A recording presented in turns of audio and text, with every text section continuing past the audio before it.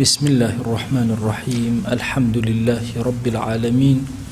والصلاة والسلام على خير خلق الله محمد وعلى آله وأصحابه الكرام وتابعيهم بإحسان إلى يوم الدين. ربنا أرنا الحق حقا وارزقنا اتباعه وأرنا الباطل باطلا وارزقنا اجتنابه. ربنا آتنا في الدنيا حسنة وفي الآخرة حسنة وقنا عذاب النار. برزان وخشوستانم كتابي نيابي مختصر منهاج القاصدين بشي شوارمي باسي أو رقانا أكاكا برولاي خوا جل جلاله إنسان أباتو زو أقات خوا درقا كان إمام غزالي هنديكي لباس كرت درقاي التوبة درقاي الصبر وشكر درقاي فقيري أمرو لخزمت درقاي زهدة جيان بسر أبين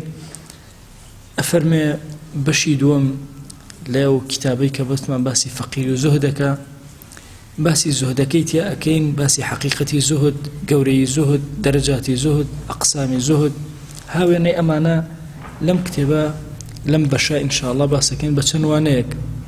أفرمي بزانا زهد للدنيا كإنسان زهد كمقامي زور قوري سالكين أوانيك يعني برو خوابرون جل جلاله مقامي زور قورا بريتي لمقامي زهد كلو الريو بخوا أقن زو بخوا جل جلاله أقن زهد بريتي لوي إنسان رغبتي لشتيك حزي لشتيك واز لو شتأهيني لبينا وشتيكي باشتره همو واز هنانك لشتيك وبوشتيكي باشتر بيوتر الزهد بمرج راوة كإنسان رغبتك لشتيك أكاتو دورك ويتولي وشتيكي شي حز لي برو بيري أروا أفرمي أما بمرجي راوە خۆی بۆ لە خۆیە ئەم شتە مەطلوبی ئەم کەسەبێ پێویستی ئەم کەسەبێ حەزی لێبێ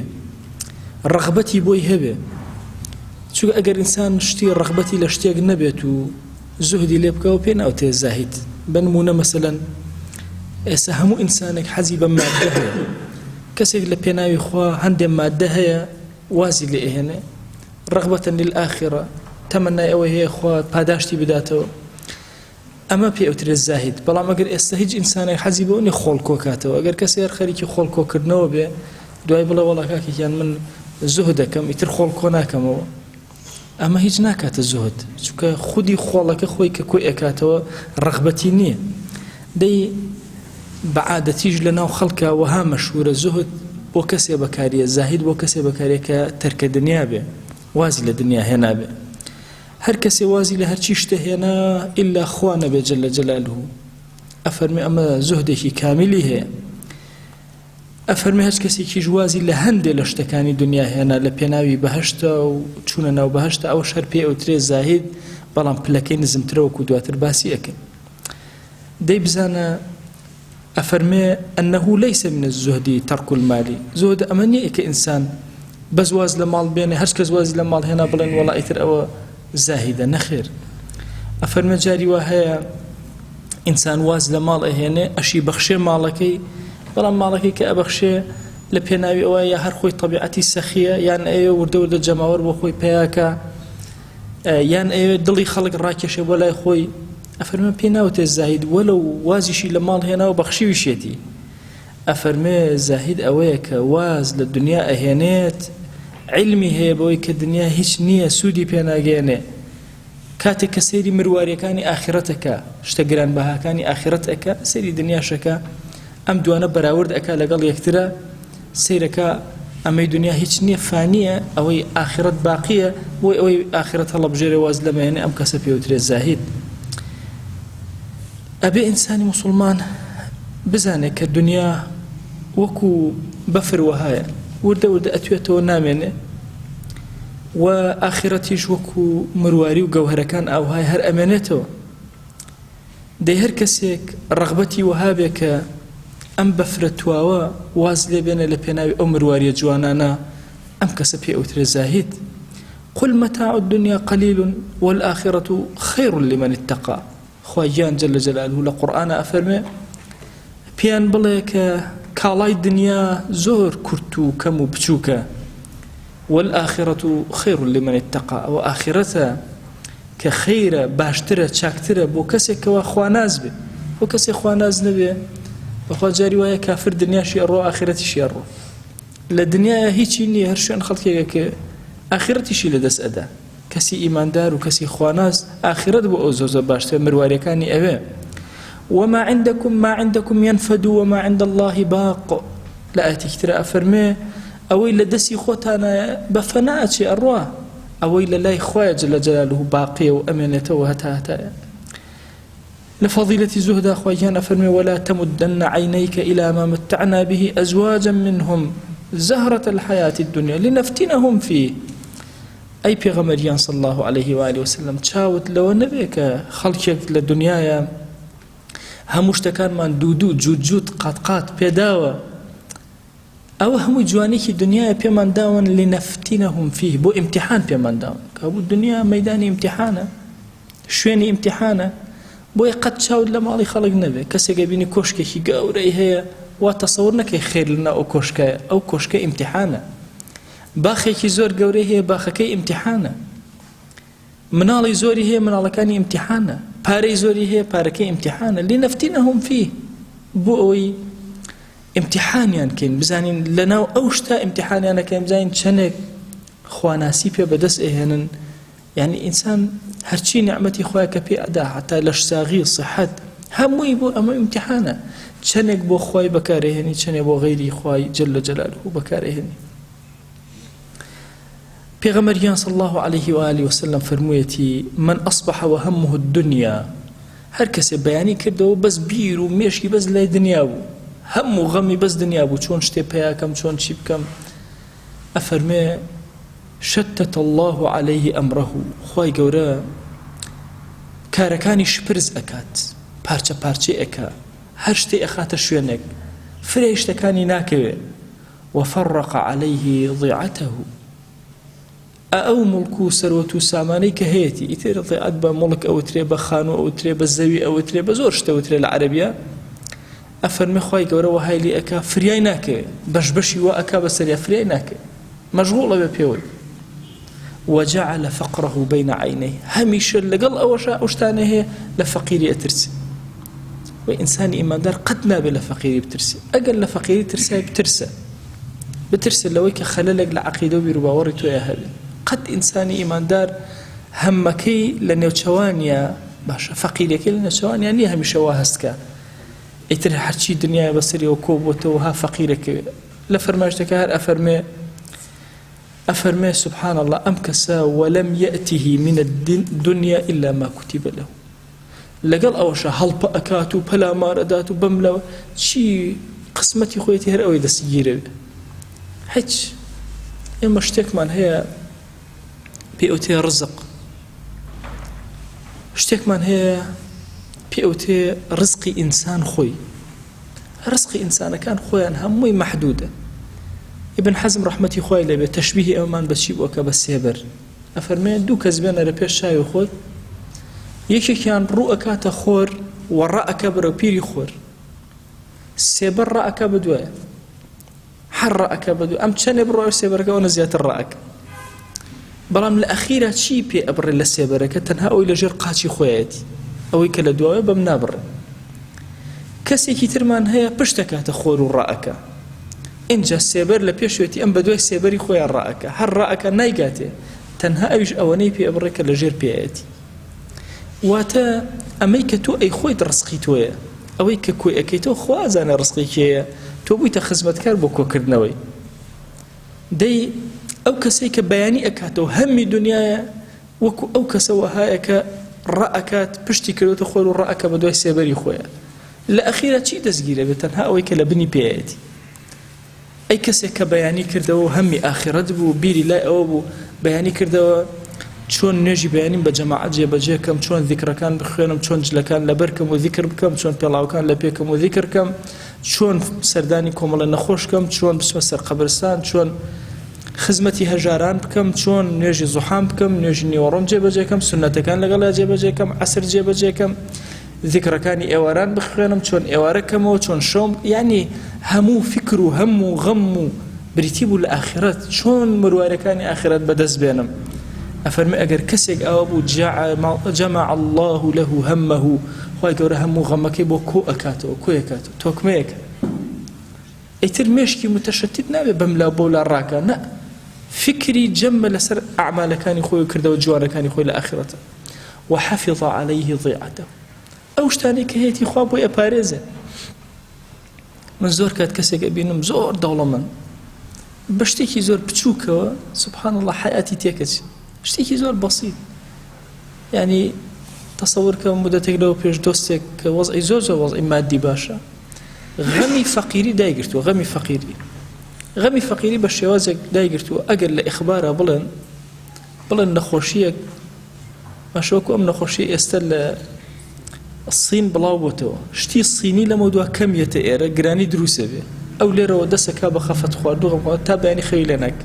نخوشي توشي حالتي كيوابو بشرتي وضعي متمكنة هيك كيش أقل بازارش تيكسي أو وضعي تيك ناس بلام هم وغمك أودلو دروني داجير كردو بويا أو كسي كرو أكات آخر بيانكي همي آخرة الدين داري خوا هم مكاني بو كو أكاتو أو شتشكهيتي بوي أباريزي وجعل غناه في قلبه دلي دولمندك دلي زور دولمند أبي زور هجار هي دولمند وزور دولمند هي هجار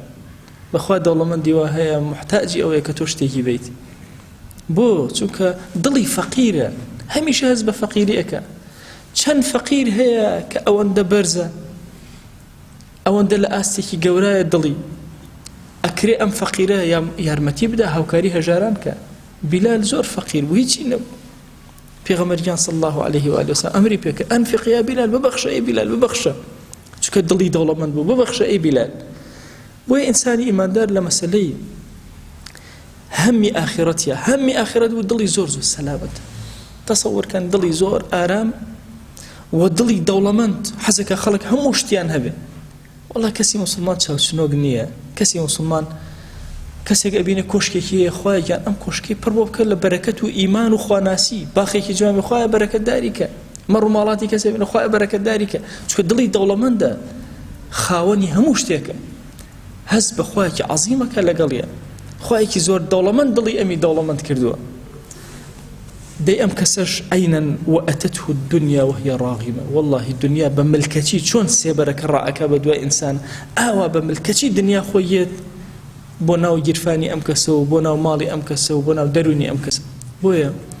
هر كسيك لإيما بيوسمان بويك أنا فرماشتي بيغمريان صلى الله عليه وآله وسلم بكولينا ولا نوتوان من والله أقر بياني من كرده وهم من آخر دبو هموشتك من صافد دلو درونيك آرام من أبي والله همش من دنيا بو اتر دنيا لمن أبي تبلائك زور قور لنتيجة شهر دوبك ويك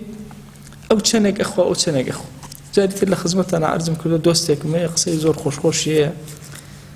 الله ما وصف فقير ودولمان الله جوازك تشيه الله تنهي كان رقمي زيادة الله بنمون أما سيركي خوای گەورە کۆمەڵی وەسائلی بە نەقڵ پێشکەش کردووە ئیتر ئایا ماتۆڕێکە پاسکیلێکە سیارەیەکی شڕەیە ئەویتر سیارەکەی تۆزە جوانتر ئەمە هیچ ناکە مهمە دوێ قاچیان لە زەوی بڕام ئەم خانوویەکی بچکۆڵەی جوانی هەیە کە پێی ئیسراحەتێکە ئەویش خانوویەکی گەورەی هەیە جاری وە ئیسراحەتیەکە جاری وە ئیسراحەتی تیا ناکە ئەرکی زۆرتر بووە کە خانووەکەی گەورەتر تەنها جیاوازێکە ئەم سفرەی هەیە ڕایەخە ئەویش سفرەی هەیە ڕایەخە ئەو سکی تێرە بێ ئەویش سکی تێرە بێ همو جیاوازێکەوەی ئەو ڕقەمی زیاترە لەم ئەگەنا هیچ جیاوازێک لە نێوانیانە نییە لە نێوان دەوڵەمەند و هەژارێک بۆیە دنیا خۆی بۆ ئەو کەسەیە کە هەممی ئاخرەت بێ وهیە ڕاغیمە باشە بەلوتی شکاوەیەت ئیلا ئەم کەسە ڕووبکاتە ئەم کەسە حەسەنی بەسری ئەفەرمێن خەڵکی لە ڕۆژی قیامەتە هەمویان بەڕووتی حەشرەکرێن ئیلا ئەهلی زوهد نەبێن ئەهلی زوهد خەڵکێکن کە لدنيا زهديان كردوا بسوق سيدي دنياان كردوا نيان كردوا هم غميان آخرت هميان بوا دي اللي بجلو برقة وحشكر لبردم رب العالمين أفرمي هندي خلق هن هر أو أفرمي رزيان زور لدنيا قرتوا الدنيا هالي واسيون شون دارك أو خلق ينجران بيها هالواسيو أفرمي الدنيا أو هالي أنا واسي شو روش خريك الفرياج ناكو هندي كتير هن زور بسوق سيدي دنياان كردوا دي الدنيا سيركي رزي لوان قرتو رويبو اوان كردوتو بۆ ئێجاری وایە کەسێکی هەژار ئەبینی زۆر ئاسوودەیە، کەسێکی دەوڵەمەند ئەبینی زۆر نائاسوودەیە. ئێمە ئیماندار ئەبێ زۆر بە وریایی بە دوای سەعادەتی دڵمانە بگەڕێن، نەک بە دوای ژمارەیە. من عەرزم کردوون موسڵمان کە ئەبێ لە بازاڕە زۆر ئازابێ، کاسب بێ، محاولە بکە. زاهید ئەوە نییە بڵێ هەر نامەوێ، ئەمەوێ بەڵام لە دڵمان نییە. کۆی ئەەکەمەوە لە پێناوی مەشارێعی خێر و دینداری و خواناسی و هەژار و فەقیرە سەرفی ئەەکەمەوە. ئەوە ئەکاتە زوهدی حەقیقی. بۆی ئەفەرمێ فوضەیل فەرمووی هەرچی شەڕ و خراپە هەیە هەمووی لە ماڵایە، لە ماڵێکە دانراوە. کلیلەکەشی خۆشەویستی دنیاە، خۆشەویستی دنیا، نەک دنیا. دنیاکە بە هەبێت بەڵام خۆشەویستی دنیاکە. دەی خێری شەر هەمووی لە ماڵێکایە، کلیلەکەی بریتێ لە زوهد لە دنیا. باشە کە ئەنەمە هەموو شەڕ و هەموو خێر لە بەردەستی تۆیە. حبی دنیا، خۆشویستنی دنیا، هەڵپە بۆ دنیا، ئەمەوە ئەکە دەرگای شەڕ لێ بکاتەوە، شەڕی خراپتر. ئەی زوهد لە دنیا و کەم سێرکردنی دنیا و بێبەها سێرکردنی دنیا، ئەفەرمێ ئەوە وا لێ ئەکات هەموو دەرگاکانی خێرە بۆ بکاتەوە. هەندێک لە سەلەفی ساڵح فەرموویانە زوهد لە دنیاە دڵت ئاسوودە ئەکە و بەدەنیشە ئاسوودە ئەکە. و پەلاماردانی دنیا هەموو حەزن و خەم و خەفەت زۆرە بێت، چەند ماڵت زۆرتر ئەوەندە غەم و پەژارەت زۆرتر. زوهد کۆمەڵی دەرەجاتی هەیە و ئەقسامی هەیە. ئەفەرمێ هەندێک کەس هەیە لە زوهدە لە دنیاە هەوڵ ئەدا، پەلامار ئەدا و شتکۆ ئەکاتەوە، بەڵام لەگەڵ ئەوەشە خۆی ئەگرێتەوە. حەزی لێتی مشتهین لەها، زۆر حەزی لێتی لە دنیا، بەڵام زوهد ئەکا و جیهاد ئەکا لەگەڵ نەفسی خۆیە، هەوڵ ئەدا متەزەهید بێ. ئەم کەسە پێ ناوتێ زاهید، متەزەهید یعنی ئەیەوێ زاهید بێ، هەوڵە لە هەوڵدایە. ئەوە سەرەتای زوهدە کە دەست پێ ئەکا. ئەفەرمێت دەرەجەی دوای ئەوە کەسێکە کە زوهد ئەکات، هەوڵ ئەدا، حەزیشی لە زوهدە و خۆی ماندوو ناکە، لكنه يرى زهده ويلتفت إليه. سيري زهدكي خويا وجاروبار سيري أكا هند جاري سيري لخوي سر مني عليه من شلون زهدم كل الدنيا أوشتم وازلينا أوشتم وازلينا. يا هند شرت كمثلا بلايا وزؤر عظيم وجوربوا باشا أما يوازلي هنا ولا بريء أو وازي للدرهم كينا وبو ورقتني 2 درهم أو أفرمي أما هرجورك للنقصاني للزهدة.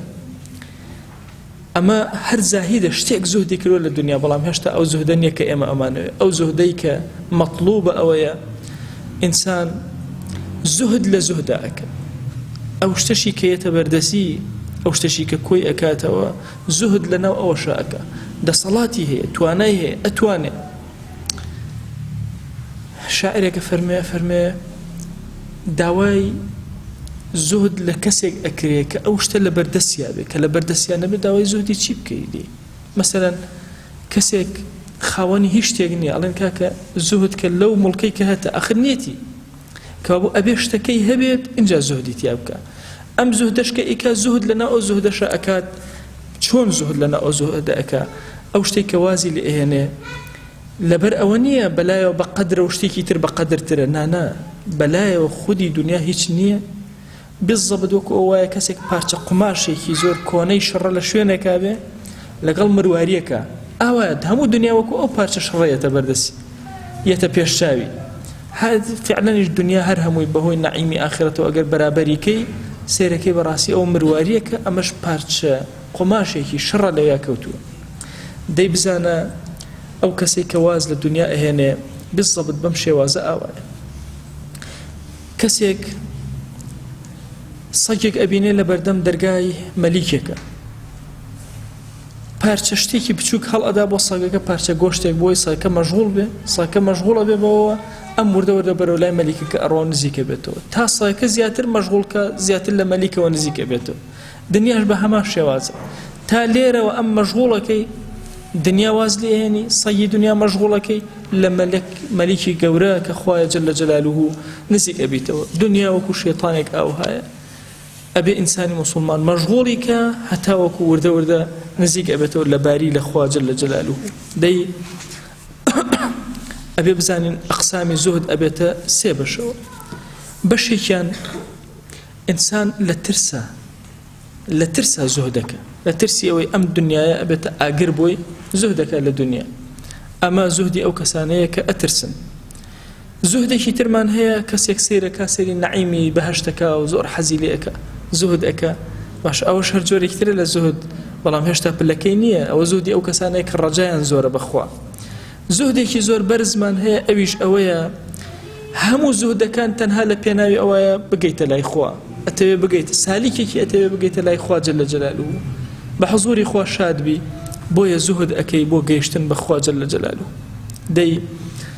ئەم جۆرە زوهدەی ئەخیریان وەکو ئەمە وایە مەلیک و پاشایەک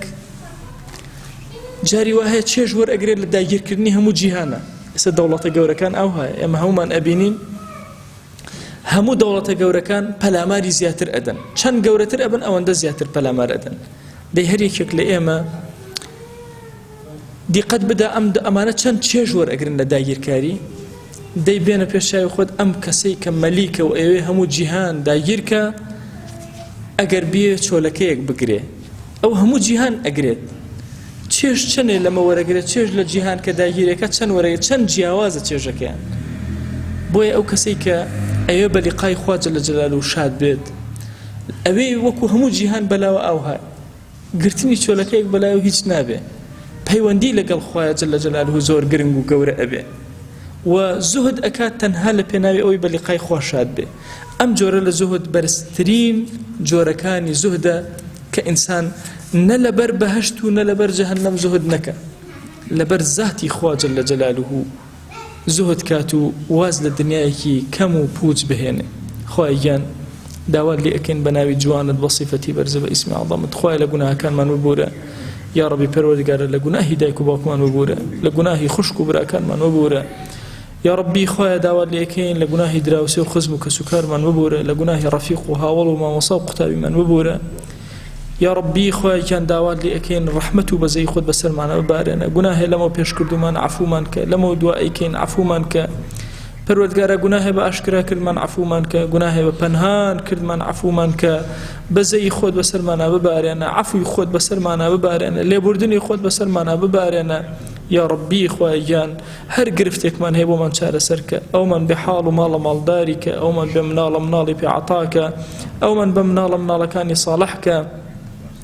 یا ربی خوایان سەرفرازی ئەم دنیا ئەو دنیامان کە یا ربی خوایان عاقبەتمان پڕخێرکە یا ربی خوای داوات لێ ئەکەین بە ناوی جوانت بە صیفەتی بەرزە بە ئیسمی عەظەمت لێ خۆشبوونی خۆت بەسەرمانە ببارێنە یا ربی خوای ئەومان نەخۆشە شیفای بۆ بنێرە خوا شیفامان بۆ بنێرە یا ربی پەروەردگارە مسلمانێکی زۆر داوای دوعای خێریان لێکردین یا ربی خوای شیفایان بۆ بنێرە تایبەت نەخۆشەکە گوێ ئێشەکە یا ربی خوای داوای دوعای لێکردین خوا شیفای بۆ بنێرە خوا شیفای عاجلی بۆ بنێرە یا رب العالمین یا ربی خوای گیان داوات لێ ئەکەین بە ناوی جوانت بە صیفەتی بەرزە بە ئیسمی عەظەمت ڕەحمەت و بەزەی خۆت بەسەر ئەم وڵات و نیشتیمانەی ئێمە ببارێنە یا ربی خوای لە گوناهمان ببورە خوای گیان لە گوناهی گەنج و لاوەکانمان ببورە بەرەکەت لە بازاڕەکانمانە دروستکە ئەومان کەم ڕزقی حەڵاڵی زیاد کە خوای تو گەوری خۆت لە حەرام بمان پارێزە خوای لە حەرام بمان پارێزە پەروەردگارە لە حەرام بمان پارێزە ئەوەندە حەڵالمان بدەرە محتاجی حەراممان مەکە یا ئەکرەم الئەکرەمین یا ربی خوای سەرفرازی ئەم دنیا ئەو دنیامان کە یا ربی خوای سڵاوی ئەم مەجلیسی ئێمە بگەینە پێغەمبەری خوا صلی الله علیه و آله وسلم یا ربی خوایان سەڵەوات بۆ دیداری ئەو خۆشەویستەمان ئەنێرین تو گەورەی خۆت سەڵەواتەکانی ئێمە پێ بگەیەنە بە ئەندازی دەنکی هەنارەکانی هەڵەبجە بە ئەندازی بارانی باریوی ئەمساڵ سەڵەوات بۆ دیداری خۆشەویستمان ئەنێرین و پێ بگەیەنە ئامین ئامین والحەمد لله رب العالمین